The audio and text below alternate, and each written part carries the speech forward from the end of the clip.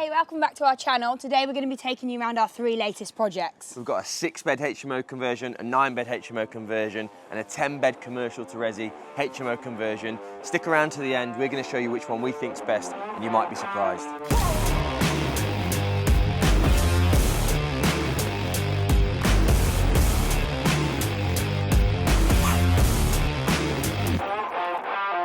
So with this project, it was a 3-bedroom Victorian house. We are converting it into a 6-bed HMO, all en suite, obviously. That's what we like to do with them.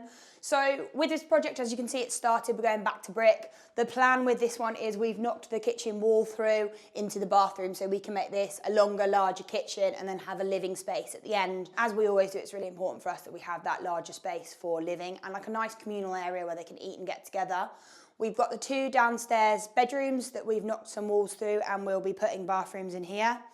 3 bedrooms on the middle floor. Again, one we've got an off suite, 2 en suites that we're doing back to back as you can see on the plan.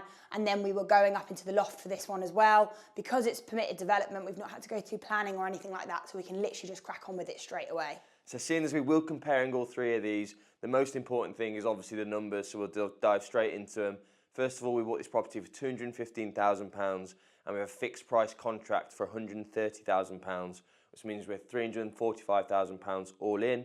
The expected GDV here is £450,000, which means we should be hitting an all money out deal. So it's one thing making a deal look like it stacks on paper, but you need to make sure it stacks in reality. And what I mean is the products you're creating satisfy the demand in the area.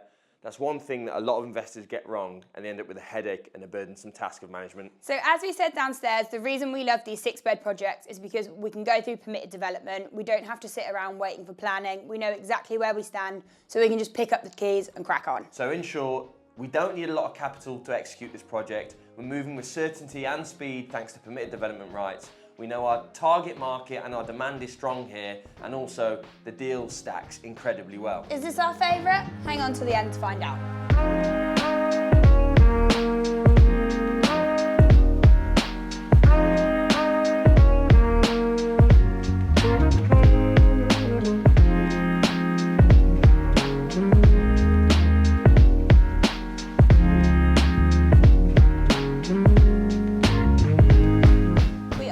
Project number 2, as you can see, this is a little different from the first one and it is a full commercial property right in the middle of the town. Yeah, the plan is with this one is to turn it into a 10-bedroom HMO whilst retaining the commercial frontage. Let's show you around.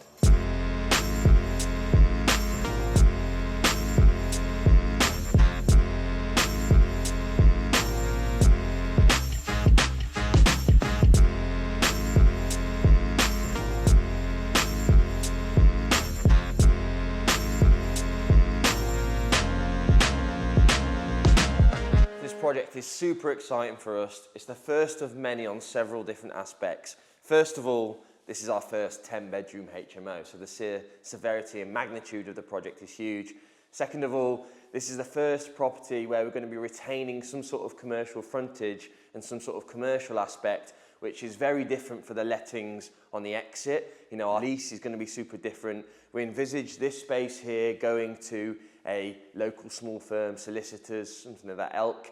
This was previously solicitors, and the first and second floors were just storage rooms, which we're optimizing incredibly well by converting that to residential space.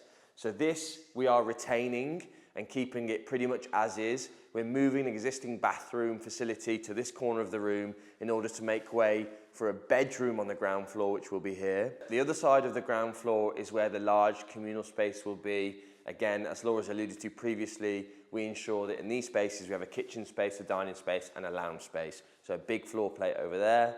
On the first floor, we'll be converting that to 5 ensuite bedrooms, and on the second floor at the very top, that'll be 3 ensuite bedrooms. So sometimes in the property world you do have to take risks, but it's just really important that they're well calculated risks. The beautiful thing within commercial property is the fact that it goes for much cheaper than residential property. That means there's much more margin to add significant profit and value. We're picking up this property for £145,000, which is nuts, considering we're looking to turn it into a 10-bedroom HMO.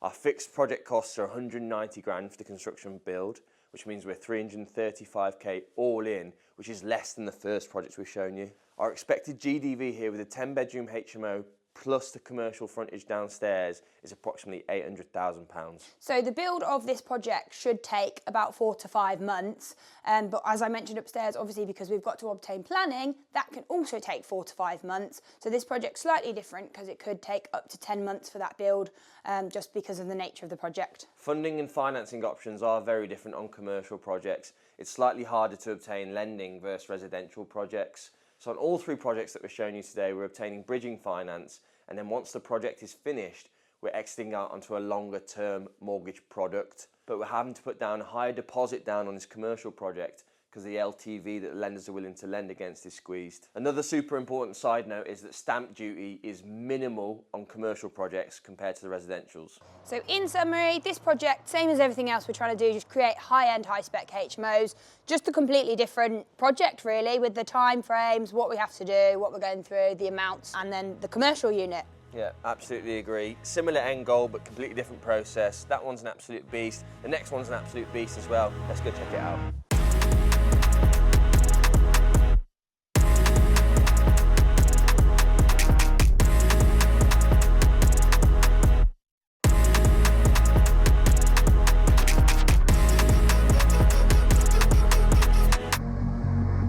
Project number 3, as you guessed it, residential to HMO conversion. So this is a 3/4 bed at the moment, and we're looking at turning it into a 9 bed. Yeah, like Laura said, so despite the fact that this isn't a commercial property, because we're going above 6-bedroom HMO, we still have to apply for full planning permission here. So because of the size of it, we're having to go for full planning. Hopefully the GDV will be a lot higher, and again, therefore, the time this project will take will be longer.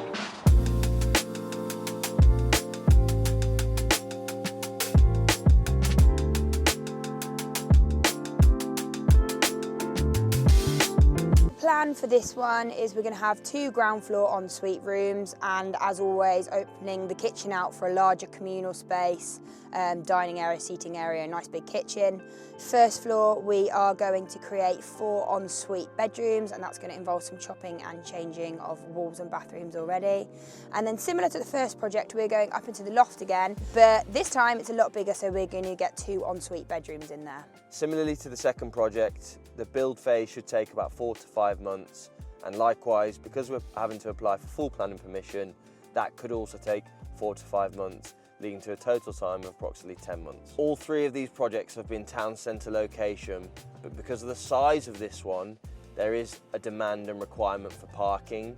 So the biggest risk here is that planning deny our 9-bedroom HMO application on the basis of the fact that there's not enough parking provided.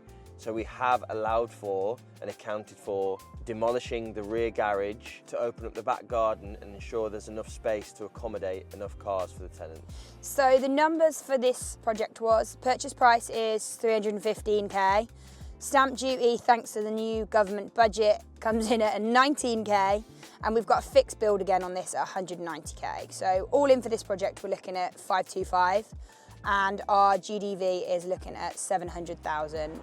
So project number 3, again, completely different to the other 2, residential into a big fat HMO. As promised at the start, let's crunch the numbers and we'll show you which one we think's our favourite. So property number 1, the 6-bed all-ensuite HMO conversion, no planning required, so super quick, super minimal risk, and still fantastic numbers.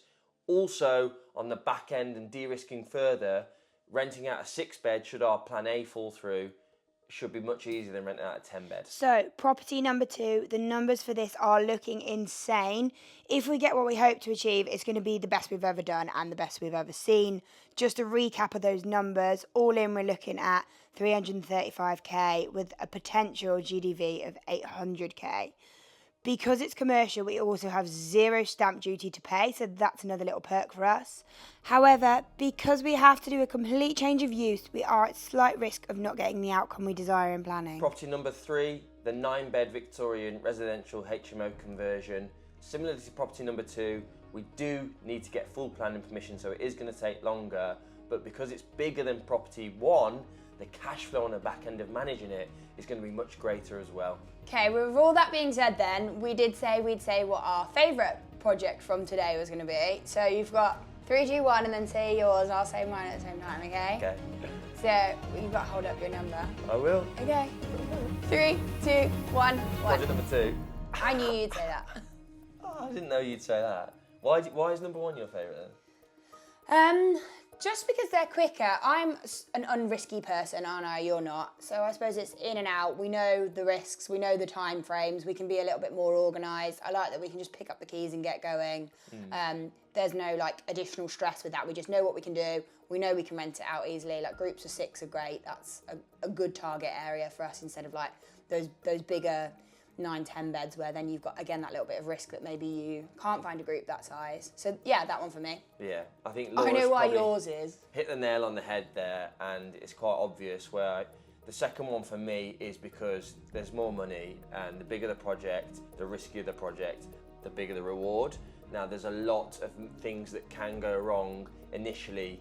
The project could fall flat on its face if we don't get planning. However, we can mitigate that with our own knowledge and our own core principles and our own power team by helping us get through and eliminate those potential hurdles that come up.